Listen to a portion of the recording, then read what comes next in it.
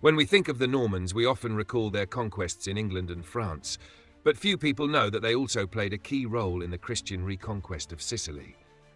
Today, I will tell you the story of a valiant warrior, Serlo of Hauteville, the Norman knight who challenged the Saracens in the heart of the Mediterranean. Serlo was the son of Tancred of Hauteville, the progenitor of one of the most famous Norman families. His brothers, including Roger and Robert Guiscard, led the Norman conquest of southern Italy. In the 11th century, Sicily had been under Muslim rule for about 2 centuries, with independent emirates often at odds with one another. After the capture of Messina, the Normans advanced inland to consolidate their control, and Roger was entrusted with governing the island. Serlo, on the other hand, settled in Sarami with the task of stopping Saracen raids and protecting Norman territories. In the year 1063, the Saracens made an extraordinary effort, calling for reinforcements from Africa and Arabia and marching against Sarami, determined to reclaim the territory. Roger rushed to the city's aid, leading to the famous battle in which, according to the chronicler Malaterra, Serlo rode out of Sarami with only 36 knights and managed to put an army of 30,000 Saracens to flight, an incredible feat that strengthened Norman rule on the island and made Serlo's name legendary among both allies and enemies. His military prowess and courage soon made him feared by his enemies. The Saracens of Enna, in particular, saw him as a constant threat. Serlo was not just a warrior, but also a true strategist, capable of conducting ambushes and swift raids against Muslim forces, striking with precision and retreating before the enemy could mount an effective response. His bravery earned him fame and respect, but also many enemies among the Muslim commanders of the island. It was precisely his notoriety that led to his downfall.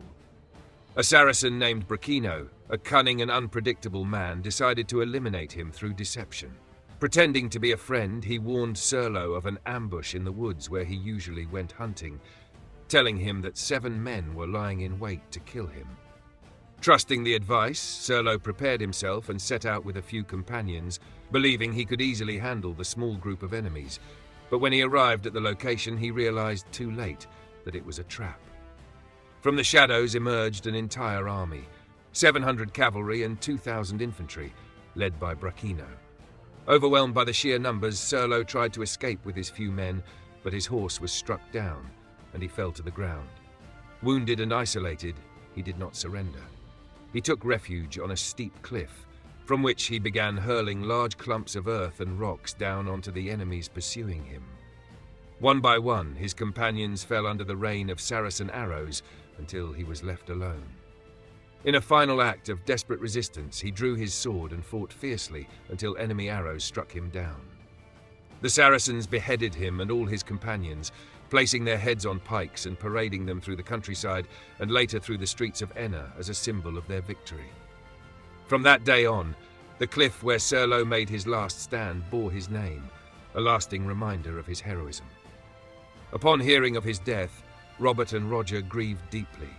Serlo of Hauteville was not just a knight, he was a symbol of Norman resilience. His sacrifice was not in vain. Sicily would fall under Norman rule just a few years later, marking the beginning of an era of great transformation. Serlo was one of those warriors who, though not the most famous, left an indelible mark on history. His bravery and unyielding spirit contributed to the creation of the Kingdom of Sicily, which for centuries was a crossroads of cultures and civilizations. If you enjoyed this story, leave a like, subscribe, and let me know in the comments which other medieval hero you'd like to learn about.